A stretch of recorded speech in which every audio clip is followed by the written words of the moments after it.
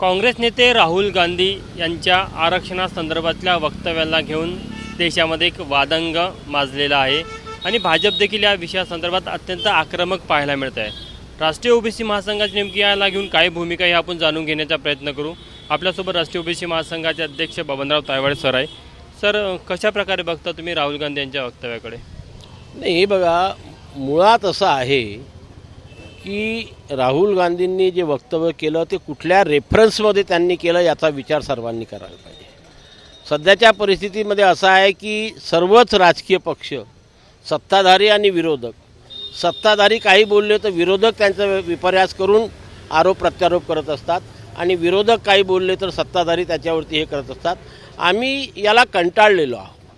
चुकीचं आहे की जो कोणी सत्ताधारी असो किंवा विरोधक असो, जेव्हा ते एखाद्या समूहाबद्दल कुठल्याही प्रकारचं विधान करतात तेव्हा त्याच्यामागे ते म्हणण्यामागे काय भूमिका आहे, कुठल्या रेफरन्समध्ये ते वक्तव्य करण्यात आलेलं आहे याचा अभ्यास करून नंतरच अशा प्रकारे त्यांनी आपलं ज्याला काय म्हणून प्रतिक्रिया द्यावी, जेणेकरून समाजाची दिशाभूल होणार नाही।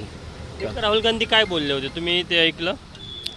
राहुल गांधींनी जी आज बोलतात आहे की या देशातील SC, ST आणि OBC जो 75% वर्ग आहे किंवा 75%पेक्षा जास्त आहे, त्यांना त्यांच्या लोकसंख्येच्या प्रमाणात हिस्सा मिळाला आहे का?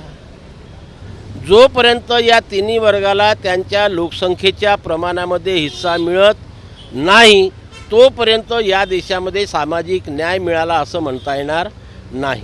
आणि म्हणून त्यांच्या मागणीवरती ते आजही ठाम आहे की आधी ह्या SC, ST आणि OBCला त्यांच्या लोकसंख्येच्या प्रमाणात प्रत्येक क्षेत्रामध्ये प्रतिनिधित्व द्यावं आणि नंतर मग बाकीच्या गोष्टी कराव्या।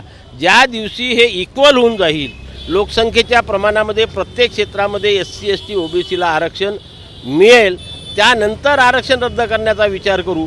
आज कुणालाच काही मिळालं नाही, लोक आरक्षण रद्द करण्याचा विचार करतात, हे काही योग्य नाही आहे। काय आरक्षण रद्द तोपर्यंत होऊ शकत नाही की जोपर्यंत SC, ST, OBCला त्यांच्या लोकसंख्येच्या प्रमाणात प्रतिनिधित्व मिळत नाही। राहुल गांधी यांच्या वक्तव्याचा विपर्यास होत आहे असं वाटतं तुम्हाला? नक्कीच होत आहे। विपर्यास होत आहे की त्यांनी ते जे वक्तव्य केलं त्याच्यामागे त्यांचा काय मानस आहे, त्यांची काय भूमिका आहे हे आधी समजून घ्यायला पाहिजे। आणि राहुल गांधी काही आज नाही बोलतात, ते 1 वर्षापासून सातत्याने बोलत आहेत। 1 वर्षापासून की लोकसभेमध्येही बोलले, इतरही बाहेर ठिकाणी बोलले की SC, ST आणि OBCला त्यांच्या लोकसंख्येच्या प्रमाणात प्रत्येक क्षेत्रात, शिक्षण असो, नोकरी असो, व्यापार असो, उद्योग असो, मीडिया असो, प्रत्येक क्षेत्रामध्ये त्यांना त्यांच्या लोकसंख्येच्या प्रमाणात प्रतिनिधित्व मिळायला पाहिजे। याच्यात काय चूक आहे? काही चूक नाही। आमची तीच मागणी आहे ना।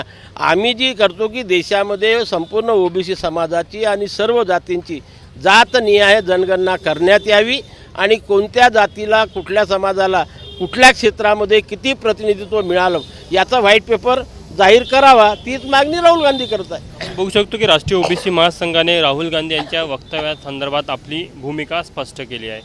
कॅमेरामॅन व्यंकटेश नायडूसह तुषार कोहळे, ABP माझा, नागपूर। ABP माझा, उघडा डोळे बघा नीट।